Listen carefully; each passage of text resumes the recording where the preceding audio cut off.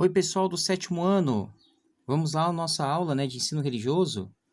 Vamos lá então, né? Nós estamos aqui no Classroom e nós estamos começando uma forma nova, né? Estamos experimentando aqui uma maneira de fazer uma aulinha virtual para vocês. Então, nossa disciplina de ensino religioso, o nosso assunto, nós estamos falando sobre liderança, assunto novo, né?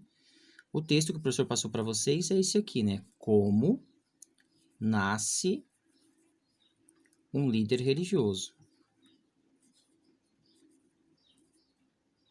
Como nasce um líder, né, religioso. E o objetivo aqui não é falar de líder assim pelo título de líder, né?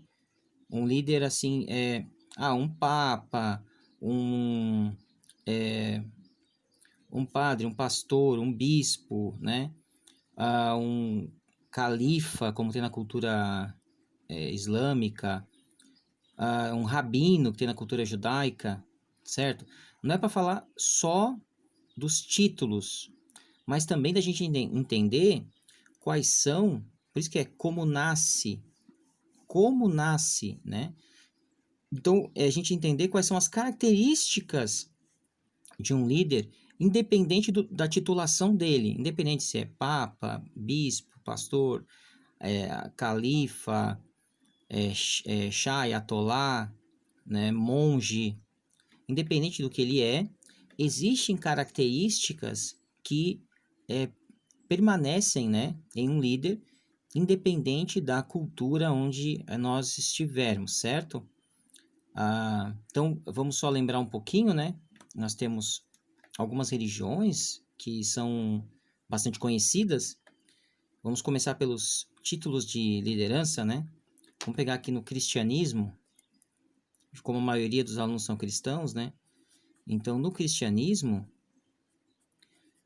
nós temos já muito conhecidos, né? Só basta ligar a televisão, quase toda semana aparece, né, uma declaração do Papa, né, ou de um bispo, né, cardeal, falando sobre alguma situação, né, do mundo e tal, né. Nós temos também pastores, são líderes de grandes igrejas, né, no caso fora do círculo católico. Nós temos também líderes de outras religiões. Vamos lá. Vamos pegar aqui outro exemplo, que é na cultura indígena. Vamos colocar aqui, por exemplo, o xamanismo.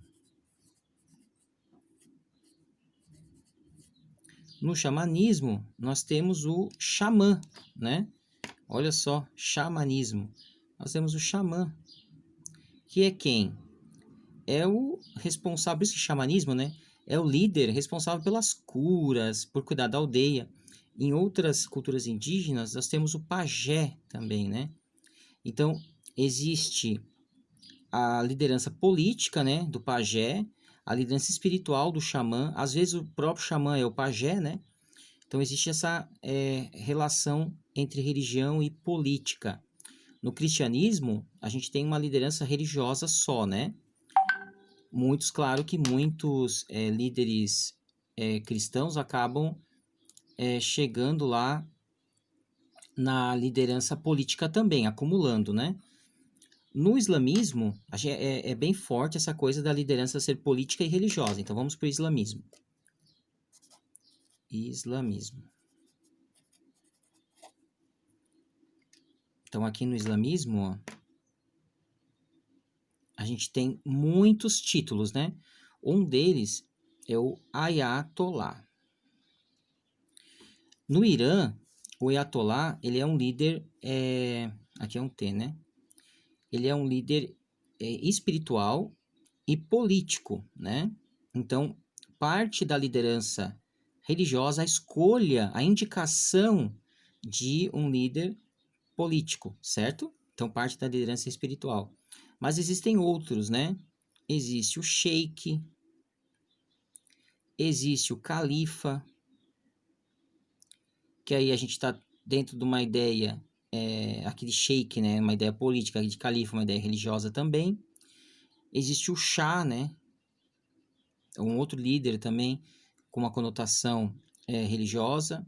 O sheik é mais uma liderança política mesmo. E assim, o que é interessante é que nós tínhamos no islamismo uma liderança central, né? Que era o califa, por causa da morte do profeta Maomé, né? Então, quando Maomé ele morre, o islamismo ele fica por um tempo com uma disputa, né, de quem seria o sucessor de Maomé. No cristianismo nós também temos uma ruptura, né? Então, até mais ou menos o século XIV, por ali, nós tínhamos uma igreja católica só, né? E depois nós temos igreja católica, luterana, calvinista, wesleyana. Então, nós temos um cisma no cristianismo. Isso o pessoal conhece mais, né?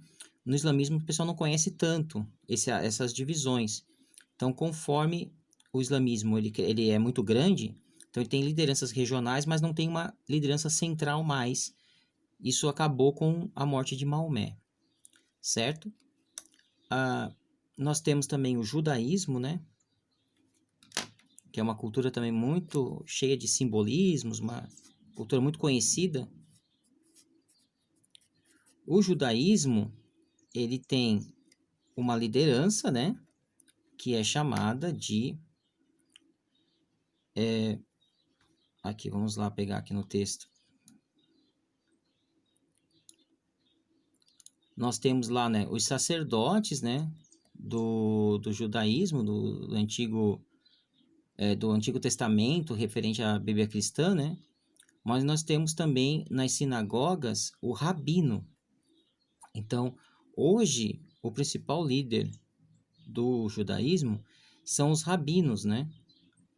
Mas o rabino, o que é curioso de pensar, é que o rabino, ele é mais um líder como se fosse um professor, sabe? Ele é mais como um professor do que um líder, assim, espiritual, né? Ele é alguém que tem muito conhecimento da lei, né? Da lei religiosa, certo? E isso acaba, né? Comparando com o judaísmo de antigamente, o judaísmo ele tinha, né? O povo judeu ele tinha reis, né? Ele tinha sacerdotes, sumos sacerdotes, profetas, né? Tudo aqui no judaísmo, certo? Um outro exemplo, nós temos o hinduísmo. Olha que legal. Isso na Índia. O hinduísmo, o que é curioso da gente ver, é que também, parecido com, de certa maneira, com o Islã, né? Eles não têm uma liderança central. Só que é parecido nesse modo, mas ele é bem diferente em outro aspecto. Ele é bem diferente por quê? Porque sequer as pessoas participam de uma igreja, né? Então as pessoas são livres, inclusive, para não ir aos templos. Então isso faz com que o sacerdote, ele seja, que no caso são os, na casta, né, do hinduísmo, são os brahmanes, que se acredita que os brahmanes são descendentes diretos de Brahma, né, tal. Eles têm essa... Então, assim, ó, ser sacerdote é hereditário. Então, eu posso nascer numa família de sacerdotes, entende? É uma questão de herança, o título religioso. Diferente, por exemplo, do cristianismo, né? Que alguém pode hoje nascer numa comunidade e tal, e se destacar na igreja, crescer e acabar se tornando um papa, o líder máximo da igreja católica, né? Ou um grande pastor. No caso da cultura indiana, não. As famílias, né? Elas são divididas, né?